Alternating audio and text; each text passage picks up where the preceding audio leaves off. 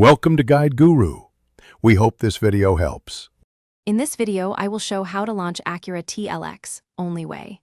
Start on a level surface, hold the brake firmly, put the transmission in drive, and apply full throttle while keeping the brake pressed. Release the brake sharply to transfer power to the wheels and correct steering as needed to stay straight. Practice these steps in a safe open area and check tire pressure and launch control settings before attempting. Warm up the tires and drivetrain before attempting hard launches so the car responds predictably.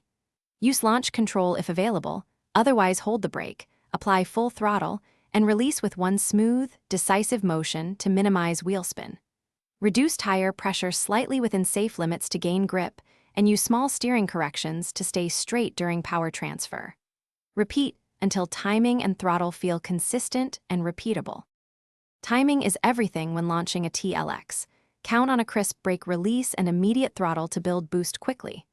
Always prioritize safety. Choose legal locations, wear a seatbelt, and avoid launches near pedestrians or traffic. If traction control intervenes too much, adjust settings or back off power until you can control wheel spin.